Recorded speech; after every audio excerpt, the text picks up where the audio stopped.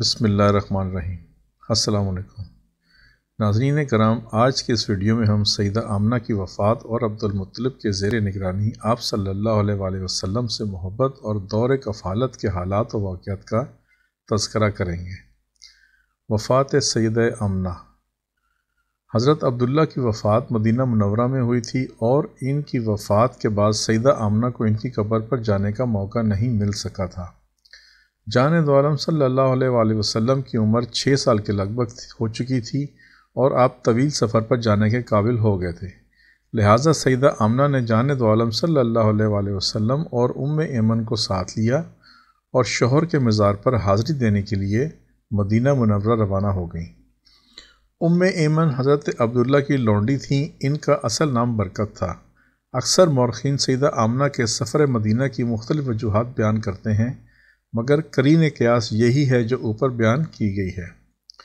کچھ مدت مدینہ منورہ میں ٹھہرنے کا ارادہ تھا، مگر جان دو عالم صلی اللہ علیہ وآلہ وسلم کے بارے میں یہودی نجومیوں اور کیفہ شناسوں کی بھانت بھانت کی بولیوں سے تنگ آ کر صرف 1 مہینے بعد واپسی کی راہ اختیار کر لی۔ کارِ از قضا راستے میں بیمار ہو گئیں اور جب ابوا نامی جگہ پر پہنچیں تو ان کا آخری وقت قریب آ گیا۔ وہ بہترین شاعرہ تھیں۔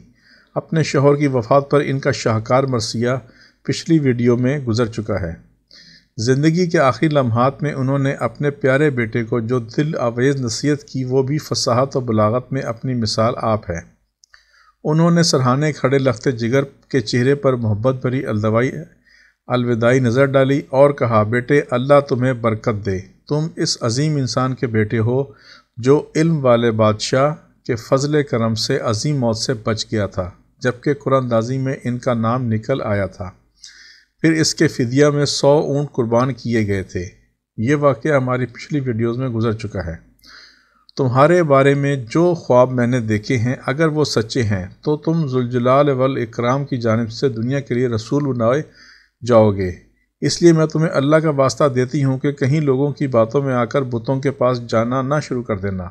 پھر کہنے لگیں، ہر جاندار نے مرنا ہے، میں بھی مرنے لگی ہوں، لیکن میری یاد ہمیشہ باقی رہے گی۔ اس طرح کی باتیں کرتے کرتے ان کی پاکیزہ روح زندان بدن سے آزاد ہو گئی۔ انا للہ و انا الیہ راجعون۔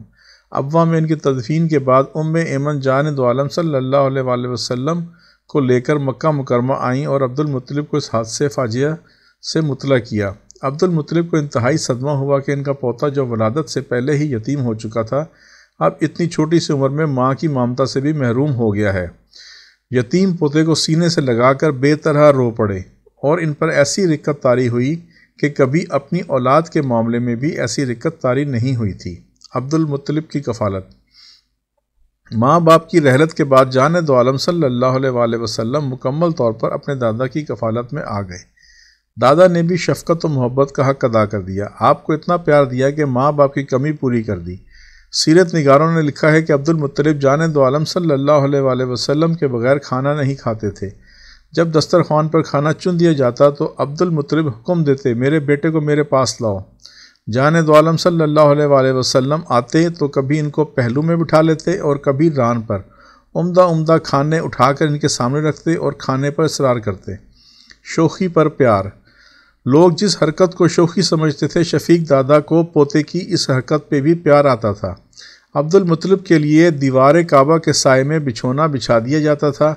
چونکہ عبد المطلب قریش کے سردار تھے، اس لیے احتراماً کوئی بھی شخص ان کے بچھونے پر پاؤں نہیں رکھتا تھا، حتیٰ کہ حرب بن امیہ جیسے صاحب حیثیت لوگ بھی اس پر بیٹھنے کی جرات نہیں کرتے تھے۔ لیکن جان دو عالم صلی اللہ علیہ وآلہ وسلم جب دادا کے پاس جاتے، بے دھڑک اس بچھونے پر چڑھ جاتے۔ عبد المطلب کے بیٹے آپ صلی اللہ علیہ وآلہ وسلم کو کھینچ کر اتارنا چاہتے تو عبد المطلب کہا کرتے تھے کہ میرے بیٹے کو اس کے حال پر چھوڑ دو، کیونکہ مجھے امید ہے کہ میرا یہ بیٹا اتنے بلند مقام پر فائز ہوگا کہ اس سے پہلے کوئی عرب اس مرتبے پر نہ پہنچا ہوگا۔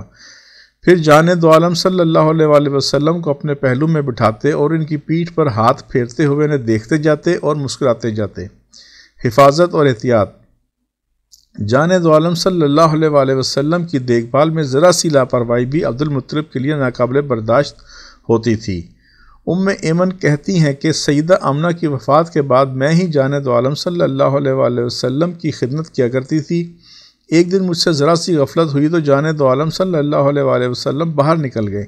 ابھی تھوڑی ہی دیر گزری تھی کہ عبد المطلب جانِ دو عالم صلی اللہ علیہ وآلہ وسلم کو ساتھ لیے ہوئے میرے پاس آ کھڑے ہوئے اور مجھ سے پوچھا، تجھے پتہ ہے میں نے اپنے بیٹے کو کہاں پایا؟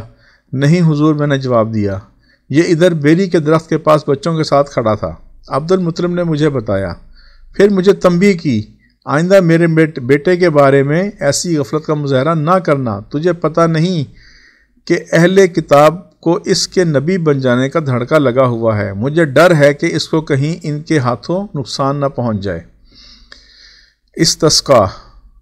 ایک دفعہ مکہ مکرمہ اور گرد و نواح میں قحط پڑ گیا، کھانے کے قابل ہر شے ختم ہو گئی اور لوگوں کا بھوک سے مرنے کا خطرہ پیدا ہو گیا۔ ہر شخص افسردہ معلوم ہوتا تھا۔ آپ کی اہلیہ رقیقہ کہتی ہیں کہ ایک دن اسی پریشانی کے عالم میں میری آنکھ لگ گئی تو میں نے خواب میں ایک غیبی ندا سنی، تمہارے اندر ایک ایسا لڑکا ہے جس کو عنقریب نبوت ملنے والی ہے، اسی کی برکت سے یہ قحط سالی دور ہو سکتی ہے اور رحمت کی گھٹا برس سکتی ہے۔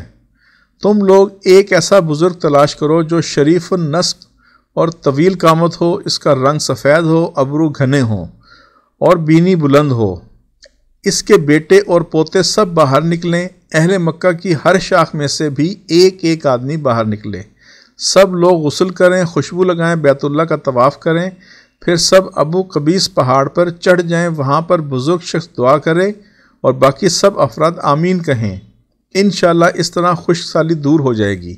رقیقہ نے جب یہ خواب بیان کیا تو لوگوں نے فی الفور کہا، یہ صفات و علامات تو صرف عبد المطلب میں پائی جاتی ہیں۔ چنانچہ سب نے ان سے دعا کے لیے التماس کی، جسے انہوں نے بخوشی منظور کر لیا۔ آخر ایک دن مقرر کر دیا گیا۔ اس دن خواب میں بتائے گئے طریقے پر سب تیار ہوئے۔ عبد المطلب بھی اپنی تمام اولاد کو لے کر باہر نکلے اور لوگوں کی قیادت کرتے ہوئے ابو قبیس کی طرف روانہ ہو گئے۔ لاڈلا پوتلا بھی آپ کے ہمراہ تھا۔ پہاڑ کے پاس پہنچ کر عبد المطلب نے پوتے کو اپنے پاس کھڑا کیا اور جب ہاتھ اٹھا کر خداوند عالم سے باران رحمت کا سوال کیا تو آمین کی روح پر ورس صدا سے جبل ابو قیس گونج اٹھا۔ ابھی دعا جاری ہی تھی کہ بدلی اٹھی اور چھا گئی، پھر برس پڑی اور ایسی ٹوٹ کر برسی کہ جل تھل ہو گیا اور تمام ندی نالوں میں طغیانی آ گئی۔ ناظرین کرام، آنے والی اگلی ویڈیو میں سرکار دو عالم صلی اللہ علیہ وآلہ وسلم کے سفر شام کے واقعے کا ذکر کریں گے۔ اللہم صلی علی سیدنا و مولانا محمد۔ ناظرین کرام، اگر ویڈیو پسند آئی ہو تو لائک کریں، سبسکرائب کریں، بیل آئیکن پر کلک کریں تاکہ ہم سب سرکار دو عالم صلی اللہ علیہ وآلہ وسلم کی ذات اقدس کے بارے میں زیادہ سے زیادہ جان سکیں اور نئے آنے والی ویڈیو کے بارے میں آپ کو مطلع کر سکیں۔ شکریہ۔ اللہ حافظ۔